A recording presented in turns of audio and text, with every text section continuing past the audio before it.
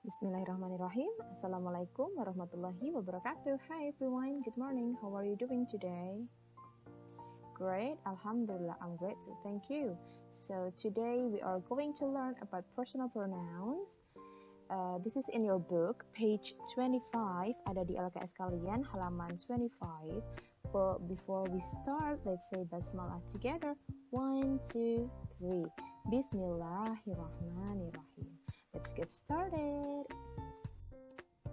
So basically, apa sih personal pronouns itu? Jadi personal pronouns adalah kata ganti untuk manusia atau orang, untuk hewan, benda, atau hal-hal spesifik lainnya. Nah, there are 3 kinds of personal pronouns. Yang pertama adalah first person, yaitu orang yang mengajak bicara. Jadi orang yang mengajak bicara kan otomatis saya, aku, kita. Jadi first person adalah I and we. Kemudian yang kedua ada second person. Second person itu adalah orang yang diajak bicara. Kita ngajakin bicara siapa sih? Kamu. You is the second person. Kemudian third person adalah orang ketiga. Itu untuk sesuatu yang kita bicarakan. Kita bicarain siapa sih? Dia. Kita bicarain siapa sih? Mereka. So third person ada he, she, it, dan they.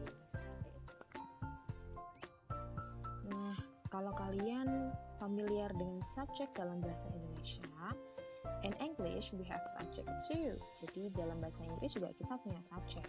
Jadi subject pronoun adalah kata ganti yang bertugas sebagai subjek.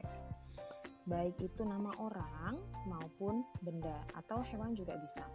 Nah, letaknya ada di mana? Letaknya ada di sebelum kata kerja. Kata kerja bahasa Inggrisnya adalah verb atau kata kerja bantu. Nah, ciri-ciri subjek adalah subjek merupakan pelaku yang melakukan sebuah aktivitas, melakukan suatu tindakan, melakukan suatu perbuatan. Dan letaknya biasanya ada di awal kalimat. Nah, beberapa subjek yang akan kita bahas ada di pembahasan setelah ini ya. Well, as we can see, there are 7 kinds of subject in English. Jadi ada 7 macam subjek dalam bahasa Inggris. There are I, you, they, we, he, she, it. Jadi lebih gampangnya ngomongnya Dewi, Ayu, he, she, it. I artinya adalah aku atau saya. You artinya adalah kamu atau kau. They artinya adalah mereka. We artinya adalah kami atau kita. He artinya adalah dia, tapi laki-laki. Kemudian ada she, artinya dia, namun perempuan. Dan it artinya dia atau berupa benda atau hewan. Nah, perbedaan they dan we, kalau they, mereka itu tidak termasuk aku di dalamnya. Gitu. Jadi kalau mereka itu orang-orang yang tidak ada aku di dalamnya. Sedangkan kalau we, itu pasti ada aku di antara orang-orang tersebut. Seperti itu ya perbedaannya ya. For example, number 1, Raka is a doctor. Nah, karena Raka adalah laki-laki, nama laki-laki, jadi bisa digantikan dengan he atau dia laki-laki. Kemudian number 2, Mira and Marni are friends. Orangnya ada 2, Mira dan Marni.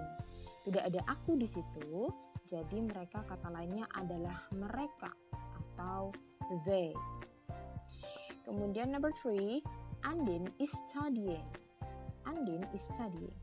Andin merupakan nama perempuan, jadi bisa juga di-replaced atau digantikan dengan she.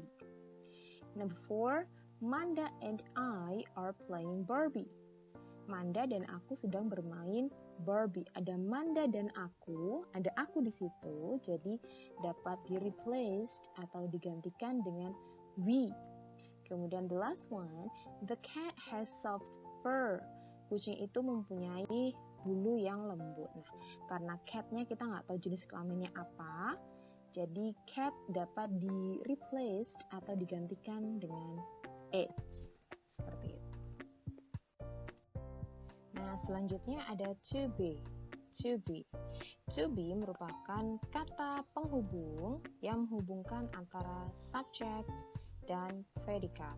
Itu bahasa Inggrisnya adalah to be. Nah, to be ada 3, yaitu ada is, are, am. Jadi siapa saja sih yang menggunakan is?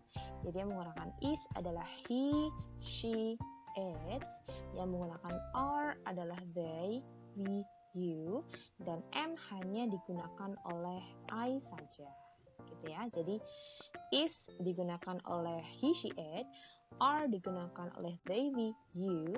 Dan am digunakan oleh I. Jadi kalau dibalik jadi he is, she is, it is, they are, we are, you are, dan I am. Next, to be dapat digunakan untuk yang pertama ada noun, digunakan untuk menjelaskan kata benda atau noun. Kata benda itu apa sih? Kata benda itu macam-macam ya, bisa pekerjaan itu juga kata benda. Contohnya, Sakya is a student. Students itu adalah kata benda. Rahmat is a teacher. Teacher merupakan kata benda. Kemudian ada adjective, itu kata sifat. Kata sifat itu apa aja? Kata sifat itu bisa contohnya smart, bisa contohnya handsome, bisa contohnya beautiful, bisa contohnya diligent, dan lain sebagainya. Contohnya ada di Kenzie is smart. Nah, smart itu adalah kata sifat. Kemudian number 3 ada adverb of place. Jadi adverb of place itu keterangan tempat. Itu contohnya in the bank, di bank itu kata tempat. In the park, di taman itu tempat. At school itu juga tempat. Nah, ada 3 contoh di samping. Sakya is a student. Karena orangnya adalah Sakya, jadi kita gunakan to be-nya is. Karena cewek, Sakya. Kemudian, I am smart. Karena subjeknya adalah I, dan to be-nya I adalah am, jadi I am smart. Kemudian ada Anna dan Ani, ada 2 orang. Mereka, dan mereka adalah pasangannya are, jadi Anna and Ani are in the bank. Seperti itu. Nah, selain yang tadi, selain kata benda, kata sifat, dan adverb of place, to be bisa juga digunakan untuk kata kerja yang berarti sedang melakukan sesuatu. Contohnya di samping ya ada my father is reading a newspaper. Ayahku sedang membaca koran. Kemudian ada Rika and Rico are sleeping. Rika dan Rico sedang tidur. Kemudian ada my mother and I are cooking. Ibuku dan aku sedang memasak. Kemudian ada the monkey is eating banana. Monyet itu sedang makan pisang. Nah, jadi kalau ada kata kerja seperti read, sleep, cook, eat itu merupakan kata kerja. Belakangnya ditambahin ing. Reading, sleeping, cooking, eating, dan lain sebagainya. Okay, so that's it for today's lesson. I hope you all understand. And I will see you guys next week, inshallah. Assalamualaikum warahmatullahi wabarakatuh. Until next time, bye.